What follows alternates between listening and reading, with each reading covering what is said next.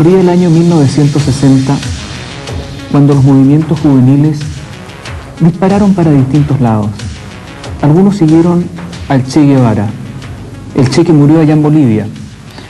Otros se identificaron con los movimientos juveniles del año 1968 en Francia, en París.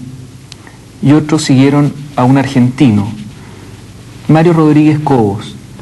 Él, que tenía una imagen de una figura larga, delgada, y que le pusieron silo, porque así son los silos donde se guarda el grano en Argentina.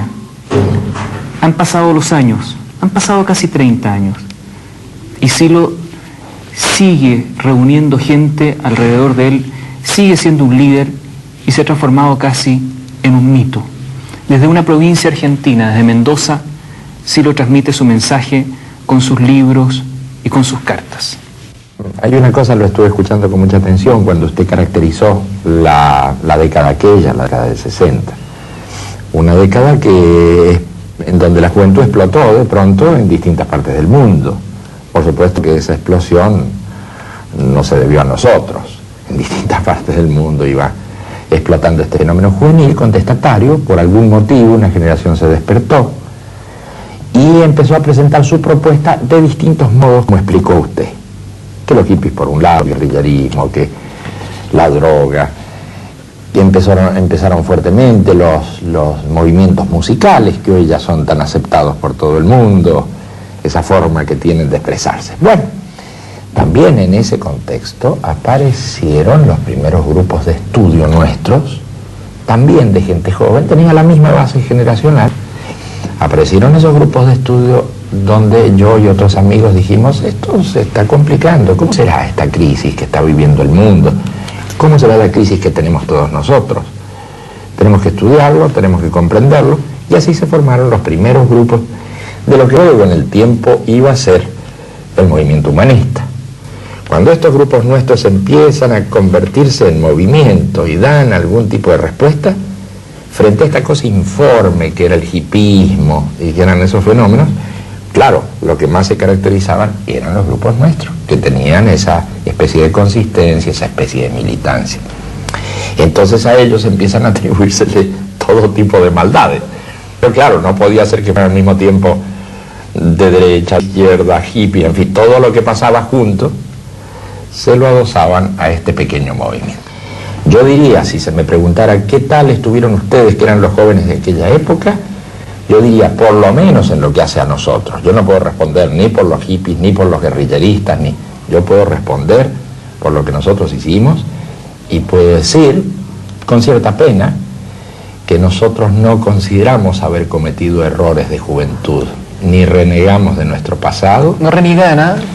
Por lo pronto, en lo que hace a todo esto, nos sentimos que teníamos razón. ¿De qué se arrepiente? Tal vez de no haber podido canalizar una cantidad de fermentos sociales que en aquella época ya estaban tal vez listos como para haber tomado una dirección más positiva. ¿Qué quedó del hipismo? ¿Qué quedó del guerrillerismo a la usanza de entonces? ¿Qué quedó de las búsquedas místicas a Katmandú? ¿Cómo siguió desarrollándose eso? Hubo mucha gente que siguió Silo y ahora es empresaria y se olvidó. Sin duda, pero la diferencia... Y no quieren acordarse que pertenecieron al movimiento. Seguro, pero la diferencia está en que el movimiento sigue y crece y se desarrolla en el mundo. Esa es una gran diferencia. También en su origen debe haber habido grandes diferencias con los otros.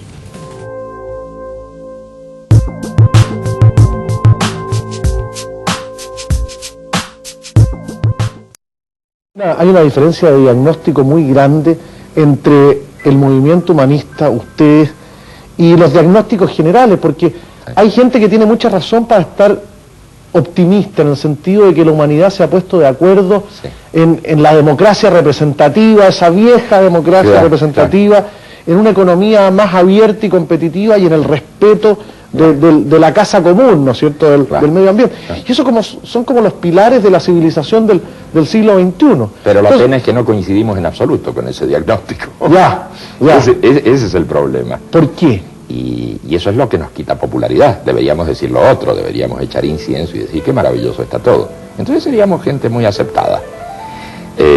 Lo que nos está mostrando el mundo es una realidad muy diferente.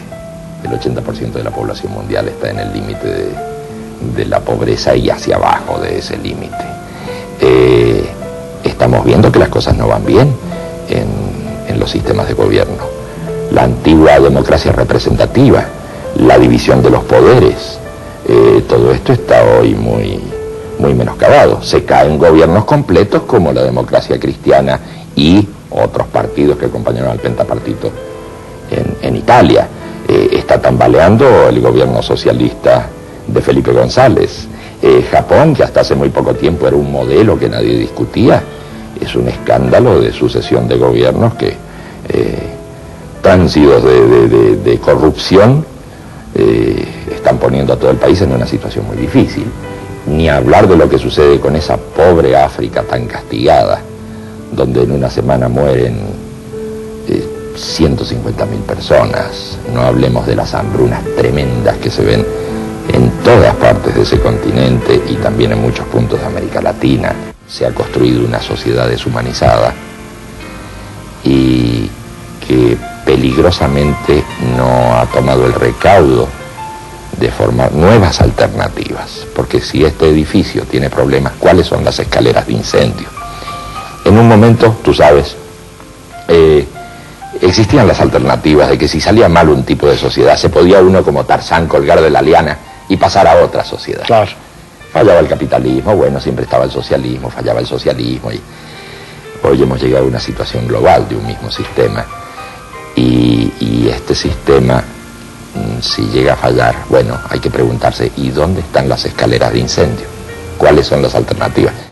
Este pensamiento pretende responder a ciertas preguntas, mínimamente, sobre la crisis actual. Hay quienes con quienes no nos podemos entender porque sostienen que no hay tal crisis. Entonces, claro, no hay posibilidad de discusión. Yo sostengo que sí hay crisis, que es muy profunda, que este sistema se va acercando hacia el colapso. A algunos puede divertirle esto, a nosotros no nos divierte tanto. Nos parece que es trágica la desocupación creciente, el cierre de fábricas, la descomposición colectiva de Europa y de otros modelos que existen acá. Y se presentan otras alternativas en donde se dice, muchachos, vamos a la base social, pongámonos de acuerdo nuevamente con la gente en el barrio, en el vecindario, con la proximidad, con la pareja, y empecemos a reconstruir este tejido que ya va respondiendo cada vez menos a las cúpulas políticas, a las cúpulas sindicales, a los medios de difusión en cuanto a formadores de opinión. Se está generando otro tipo de fenómeno y nosotros creemos que es hacia allá, hacia la base social.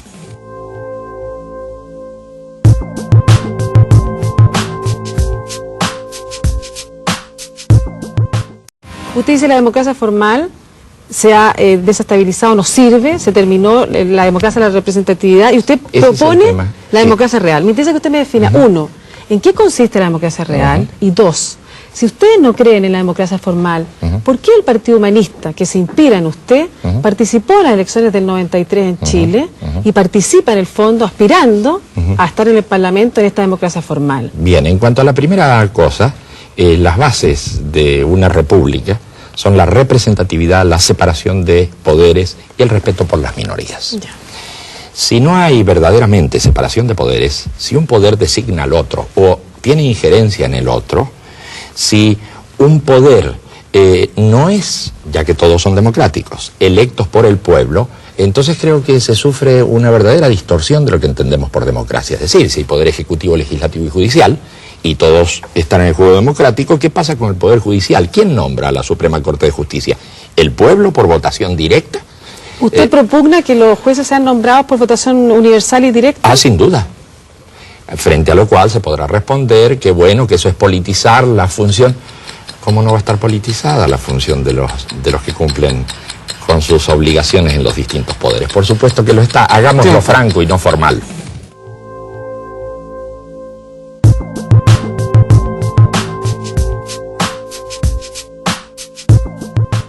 ¿Usted es partidario de la economía libre, como se conoce en el mundo occidental?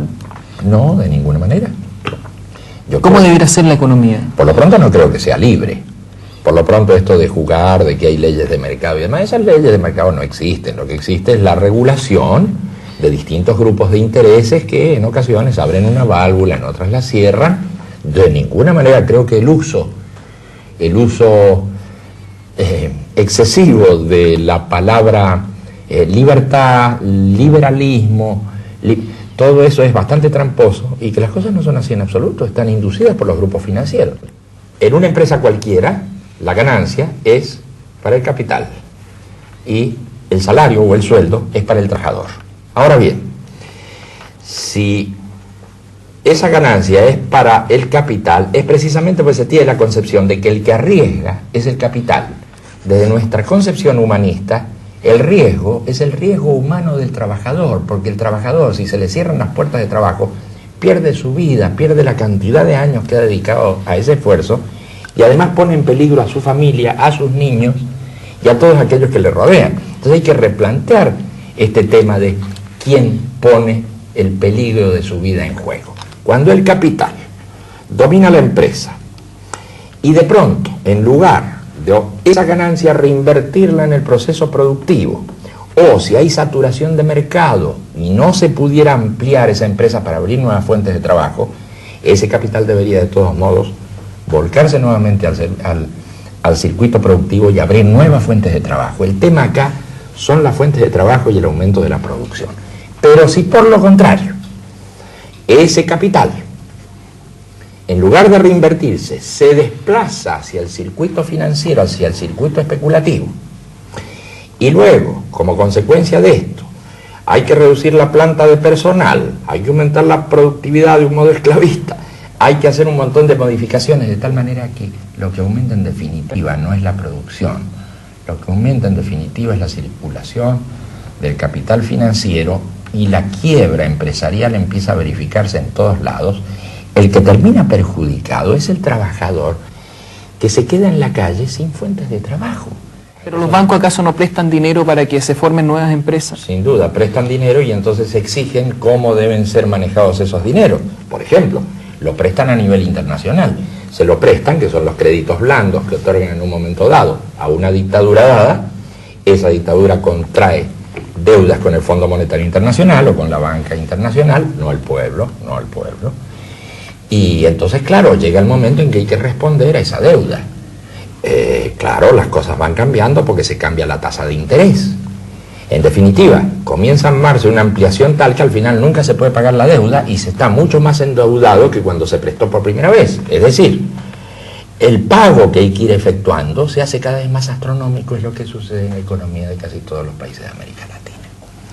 Esto es una situación grave porque entonces la banca, en lugar de propiciar el desarrollo de los países, está succionando los recursos de cada país, con lo cual, aunque aparezcan ciertos desarrollos y ciertos avances más o menos visibles en los centros de las capitales importantes, en realidad lo que va ocurriendo es que se van empobreciendo las capas bajas de la población, mientras ese 20% aumenta sus ganancias y por supuesto el capital. ¿Cómo se modifica esto con leyes? ¿Se prohíben los bancos? ¿Se eliminan los bancos? ¿Se restringe la actividad de los bancos? Porque, no, estas soluciones no pueden ser puntuales. A ver, pregunto yo. Estas no pueden ser puntuales. Si un partido humanista fuera gobierno y tuviera entonces todo el poder, porque tiene mayoría parlamentaria, y tuviera todo el poder para modificar el estado de cosas en un país, ¿qué es lo que harían? ¿Elimina los bancos? No, utiliza los bancos para que presten sin usura.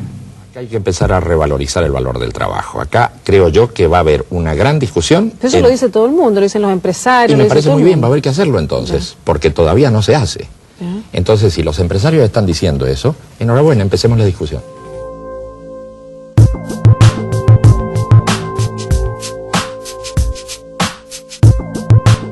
En cuanto a la vida humana, nosotros tenemos diametrales puntos de vista con otras corrientes.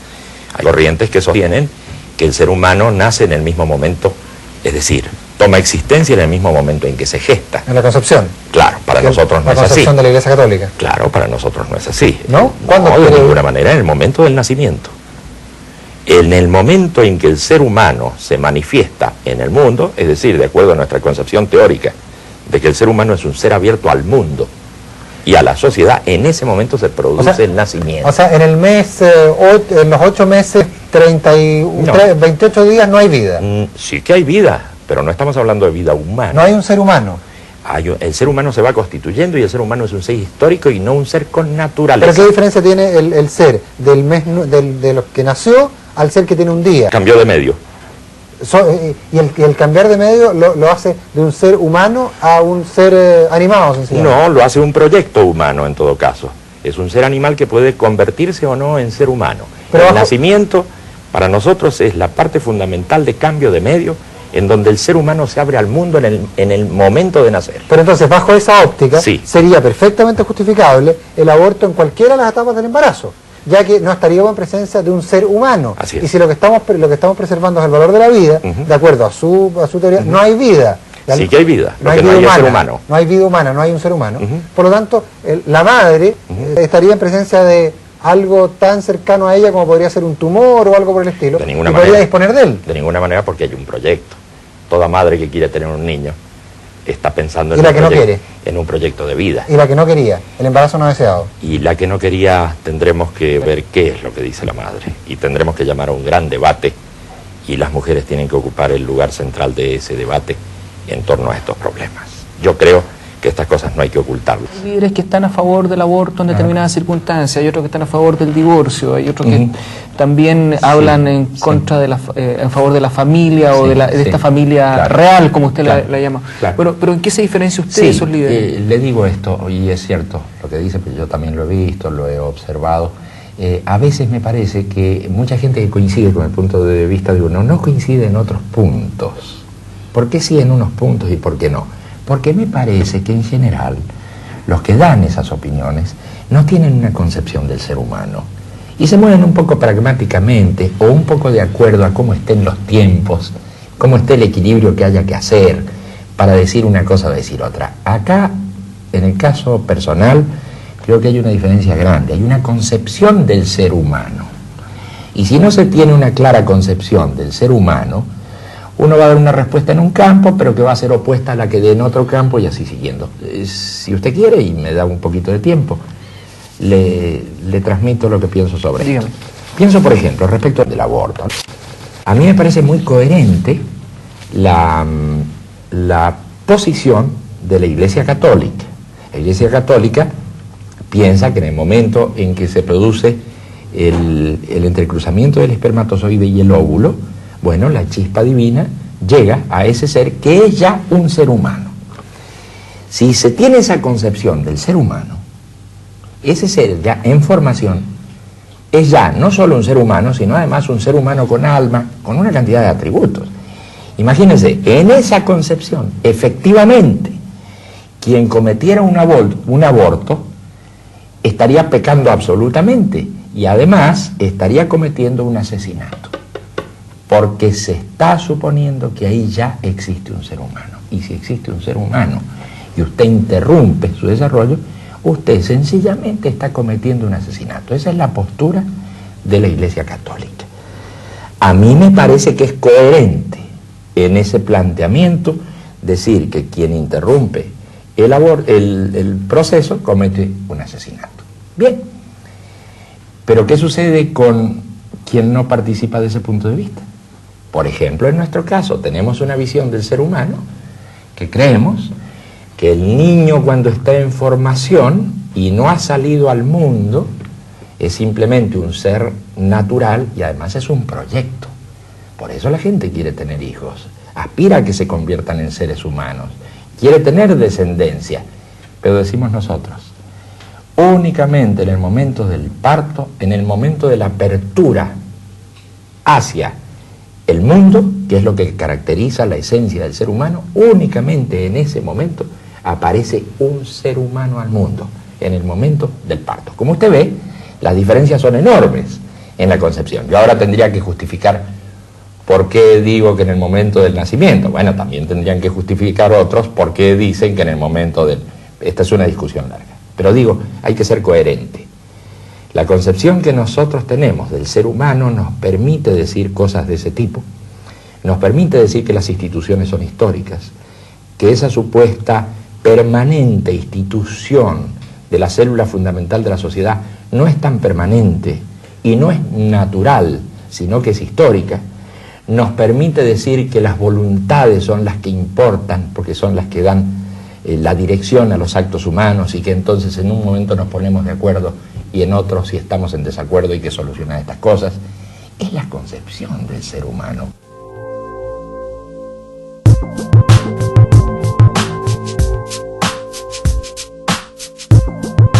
Porque hoy nos encontramos en una situación donde la ruptura entre las generaciones, la incomunicación entre el mundo de los adultos y los jóvenes, la falta de participación de los jóvenes en los esquemas que propone la sociedad, está llegando a niveles peligrosos. Si toda una generación no participa en ese esquema, la cosa puede complicarse porque se traban los mecanismos y además porque se pueden intentar otras formas de participación de lo más violentas. Yo decía que era importante comprender aquella época porque al comprenderla bien nos ayudaría a ver la situación de hoy, donde aquella ruptura generacional que se produjo, donde los palos que recibieron los jóvenes, en todo sentido,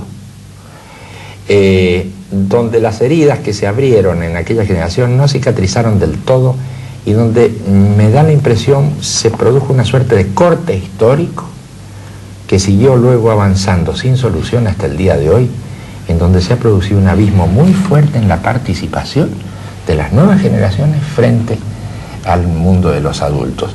Por eso yo digo que no estuvo bien interpretado, bien realizado, bien entendido, no ayudó a entender este proceso el haber disparado una actividad histérica frente a la contestación de los jóvenes que se expresaban bien o mal, pero empezaban a expresarse en un mundo, era un mundo joven que se abría. Eso no se interpretó correctamente y eso ha traído consecuencias hasta el día de hoy. Acá hay un problema de fondo más que de análisis intelectual. Yo recuerdo las últimas palabras de Willy Brandt, que fue un gran político y un hombre además de mucho coraje cívico. Estaba él por morir, sí llegaron algunos periodistas a verlo. Y le dijeron, hace poco tiempo de esto, y le dijeron, oiga, ¿cómo interpreta usted este neonazismo en la Alemania que usted ha querido tanto, por la que sufrió tanto? ¿Cómo es que las nuevas generaciones, los jóvenes, empiezan de nuevo con el neonazismo, con la barbarie, con todas estas cuestiones? Y el pobre Willy Brandt dijo, no dio la explicación que hubiera dado un político. Y es bueno porque cada vez reciben menos sueldo, o hay desalojo, o hay...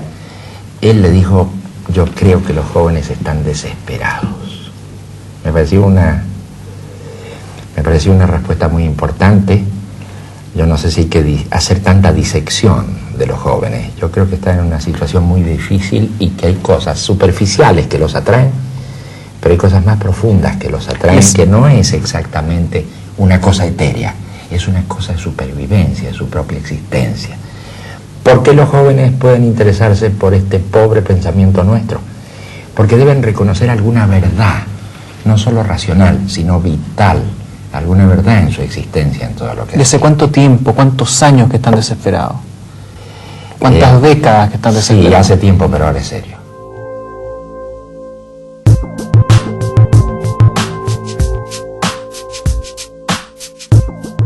Cuando sabía que lo íbamos a entrevistar acá y me llegó algún material que yo no conocía, esperé encontrar algo realmente fuerte, radical, que tuviese realmente esos elementos aterradores que se suponían. Y me he encontrado con algo bastante más convencional y hasta fome, diría yo, de lo que esperaba. Seguro. No vi ninguna cosa que pudiéramos calificar de extraordinaria en términos de hacer un llamamiento a algo insólito. Y sobre todo me quedó la sensación, señor Rodríguez, de que su pensamiento, por lo menos en lo que he visto de él, no tiene un elemento central que pudiéramos decir que lo sintetiza y que resume el llamado principal, la dirección hacia el cual va su movimiento, hacia el cual pretende que vaya la gente que lo sigue a usted. Me pareció que había una multitud de pequeñas ideas o medianas ideas, y muchas de ellas bastante convencionales, algunas ininteligibles que después las vamos a discutir. Así que lo primero que quiero preguntarle es lo que seguramente mucha gente quiere saber. ¿Cuál es la esencia, si es que la hay, de su pensamiento y en virtud del cual tanta gente lo sigue, lo congrega, lo escucha, lo lee, etcétera? Es bastante simple, no es un pensamiento alambicado, es como usted dice, bastante fome en muchos aspectos y no es muy definido, porque además no se pretende ser con este pensamiento rector de multitudes ni cosas por el estilo. Se pretende dar una alternativa suave frente a los tan graves problemas que nosotros tenemos, que tiene el mundo en general, que tenemos nosotros en Latinoamérica. En definitiva, que una de las cosas centrales que tiene este pensamiento es que, bueno, hay una visión del ser humano, que es un ser abierto al mundo, un ser en constante cambio, que es histórico, que no tiene naturaleza, lo cual trae algunas discusiones luego a la hora concreta de ver cuándo nace uno y cuándo no nace y cosas por el estilo. Es un pensamiento que es bastante historicista, en el sentido de que cree en los cambios, no cree en las instituciones fijas. Podría decirle que como idea ética principal está aquello de trata a los demás como quieres que te traten y todo va a marchar mejor. Eso parece que se ha dicho antes. Sí, 2000 años antes de Cristo ya empezó a decirse, sin duda. El acento siempre estuvo puesto en la capacidad de evolución personal para ir transformando desde ahí a la sociedad. Claro, sin duda. Pero esto lo hemos ido ajustando nuestra concepción, y esta capacidad de transformación personal depende de las posibilidades que da el medio en un momento dado.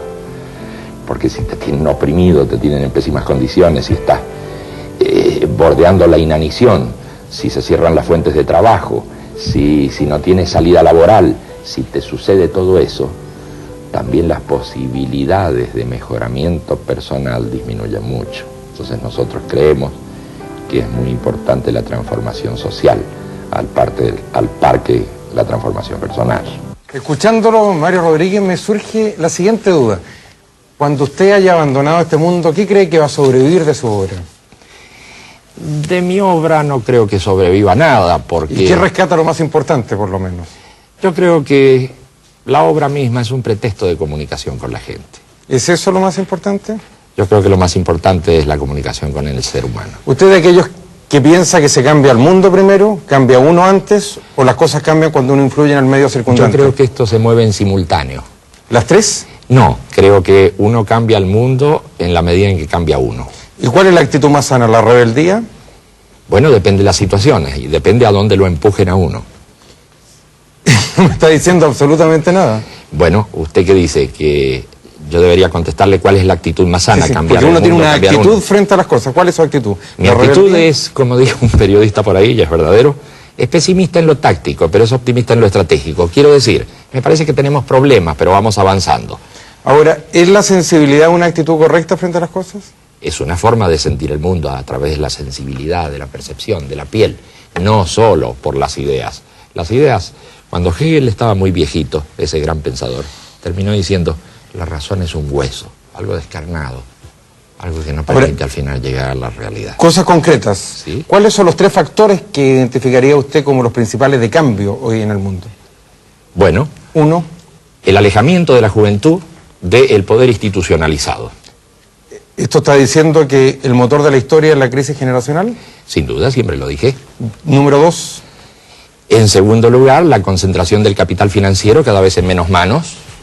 En tercer lugar, la desaparición de los estados nacionales por las regionalizaciones que vienen de la mano, o de la LALC, o de, en fin, de distintas, de la Comunidad Económica Europea, del Tratado de Libre Comercio, las regionalizaciones que están barriendo con los estados nacionales. Creo que es un punto de crisis, a lo mejor para bien, pero es un punto de crisis. ¿Qué sí. diría usted que es más importante, la libertad o la igualdad? La libertad sin duda. ¿Y la moral? Porque en cuanto a la igualdad tengo mis serias dudas. Yo creo en la confluencia, en la convergencia de las diversidades. ¿Cuál es el límite de la libertad? La libertad del otro. ¿Puede existir libertad sin responsabilidad? La responsabilidad es algo que tiene que ver con el compromiso y no que tiene que ver con leyes impuestas. Y se compromete aquel que puede elegir entre posibilidades. ¿Dónde metemos la moral?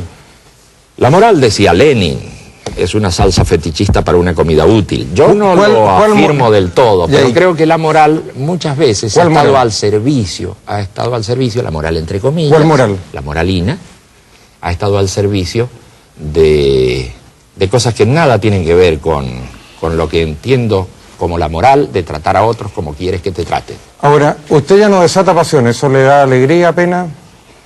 Me parece muy bien no desatarlas, la pena es que las desata. Fue un lapso eso. Sin duda.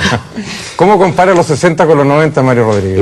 Creo que las cosas han cambiado enormemente. ¿En qué fueron magníficos los 60? En ninguna cosa. Me ¿En parece qué que fueron la rebelión deplorables? juvenil de los años 60, que fue tan publicitada, fue un fiasco. ¿En qué fueron deplorables? Fueron deplorables en la desorganización del pensamiento, de la desorganización de las propuestas, y pudo ser muy bien capitalizada hacia el hipismo, hacia el guerrillerismo. ¿Y en qué fueron y iguales hacia todo eso que desapareció. Nosotros no hemos desaparecido. ¿Y en qué fueron iguales a cualquier otro periodo en la historia? ¿En qué fueron iguales? En la dialéctica generacional misma, en el hecho de que una generación joven se opone a una generación que está en el poder. ¿A los 56 años ya comienza a pensar en la muerte o todavía no? Siempre he pensado en la muerte. Sí, sí. Yo creo que en general hay muchas cosas que hacen que la gente eluda la mirada de la muerte para hacer cosas. Siempre tengo en cuenta el hecho de la muerte y me parece muy importante. Última pregunta, ¿qué le gustaría que figurara en su epitafio? Una buena persona, pero un mal escritor.